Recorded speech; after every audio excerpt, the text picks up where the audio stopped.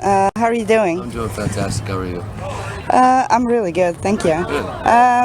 Well, Authority Zero, there's a lot of coming and going of band members. Do you feel like you have to start over every time someone leaves or joins the band? There's that kind of a little bit of that feeling, every now and again. There's uncertainty of where it's going, what it's going to become. Every time something like that happens, and it's like I've said before. You never expect for the original guys you play with to end up taking off, and starting to get the chemistry with somebody else, especially given the style of music that you've developed together, and hoping that, the people that come into play will also understand that and have some kind of influence on that music to help it grow and become something more, But it gets trying, but it's been for whatever reasons it needs to be, and I think it's kept it alive, for the right purpose of that too. And I think that people have come into play have done a great job and have been equally as talented and helped it, move in different directions. So. Okay. To me, Authority Zero is more of a festival band. Do you prefer to play festivals or smaller clubs and venues?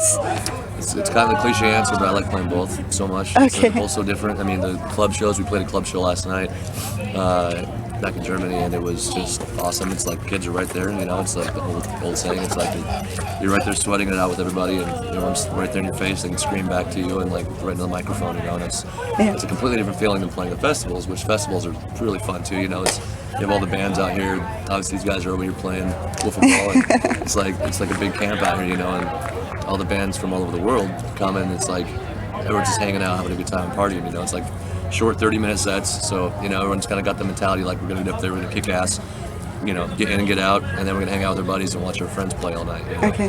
You're doing an acoustic set after the show? I think we probably will. Yeah, we did last year. We just kind of took it upon ourselves to go to our merch tent and grab our acoustic guitars and start playing, and then a crowd drew around and we started. Nice. People started crowd surfing and doing all sorts of stuff and singing along. It was cool. So what's the difference to you, crowd-wise, with festivals and smaller clubs? I think with festivals, it's obviously there's a lot of people that have no idea who you are, which is really kind of cool in that regard, because you're introducing yourself to so many different people that may not have heard You find of out about new bands and stuff. Yeah, and they're feeding off the energy of the people who do know who you are. And so they're like, if they don't know who you are, they're like, oh shit, I gotta check these guys out. There's something going on here that I don't know anything about, or whatever. So I just think it's great that, people feed off each other more in that regard, and you learn a lot about, like you say, new music, and they definitely walk away with something fresh and different. Okay. Whereas, with club shows, people typically come to your club shows. They're coming because they're coming to see your band, and it's cool because they know your songs and they're just like losing their minds too. But there's not a whole lot of surprise element. Yeah. And that's kind of the cool thing about festivals, I think. Okay. Andiamo, did I say that right? You did. Andiamo was somewhat politically charged. You've made a statement against the invasion of Iraq at the time. Yeah. What are your thoughts on recent events like terrorism and like the Charleston shooting? There's a lot going on with that. I mean, it's been an ongoing thing. Obviously, the terrorism has been going on for a long time, I think. It's been an ongoing thing since back when we talked about it back in Andiamo. It's like the same reasons with the wars and why we're coming over and putting our foot into things and all this stuff to try and find some resolution and try and find some liberation for all these other countries, whether it be for legitimately terrorism or for profiteering and all this stuff. Who knows, really? It's a little bit of both, I'm sure, whatever. But I think it's sad. It's just an ongoing cycle. It's you like to see it come to an end. You can talk about it and scream about it all you want, but until the powers that be or the people come together or something's got to happen as a whole to make it come to a final, I think, cease. And it's hard to say if that'll unfortunately the reality ever happened or not. They keep on going back and forth with the wars. We're gonna fix this. We're gonna do that. We're gonna come back. They're gonna come back and do the same thing back and forth. And it seems like an ongoing vicious cycle. And that's kind of what Andiamo is about. With even 1,000 years of war, it's like around and around we go. We just keep on doing the same shit, and the same cycle keeps on happening over and over again. And it has for years. It's happened throughout centuries of our history.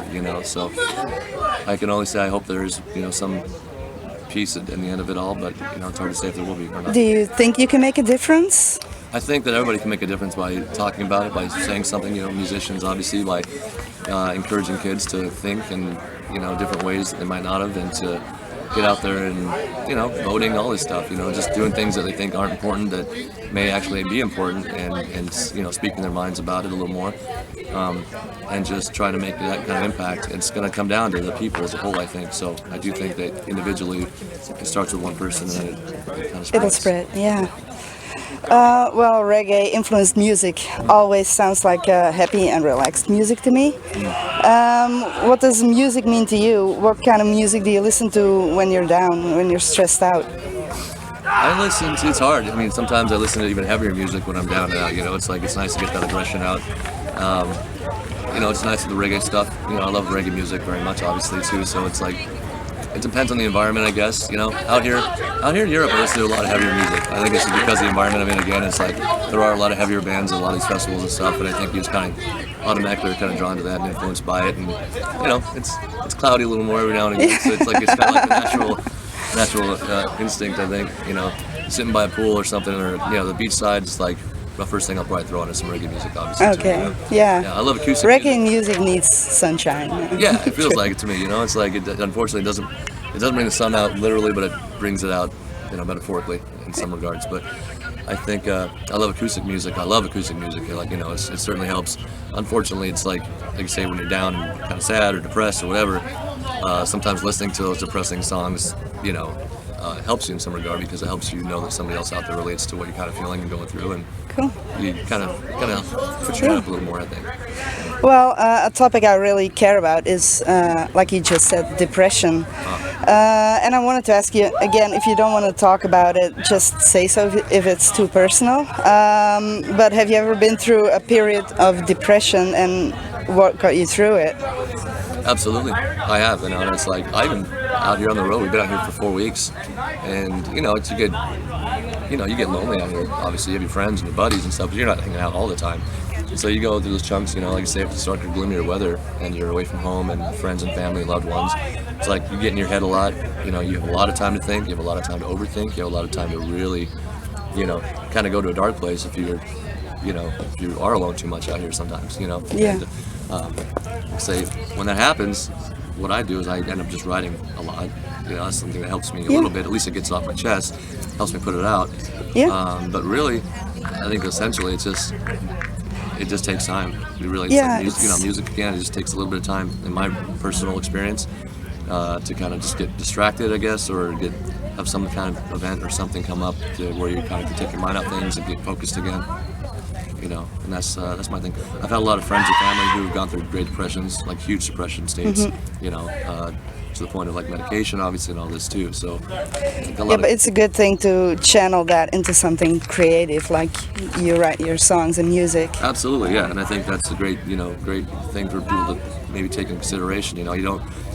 I mean, I know there are certain situations where maybe you need medication for it. Obviously, there's those situations, but I mean, there are other ways I think that you can maybe try and work your way through it, through just expressing yourself, through painting, through drawing, through writing, through music, through screaming, the wall, whatever it is, but getting it off your chest, and even talking to anybody, you know, talking to your friends and expressing it. Talking is important. It is, yeah. If you hold it in, that's where you get to those dark places, because you feel like you have nobody to turn to.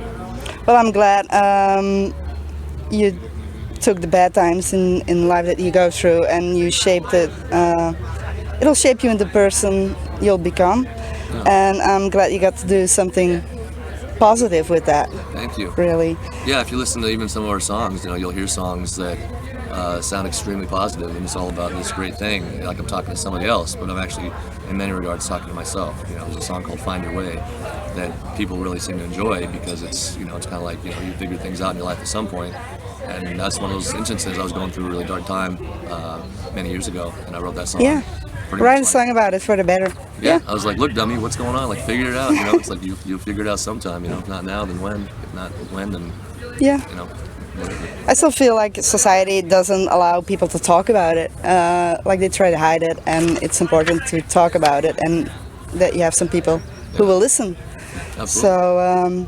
Yeah, thank you for this little chat, and you've made some very interesting points, and hopefully we can do this again sometime. I'd be happy to. Thank you. Thanks a lot.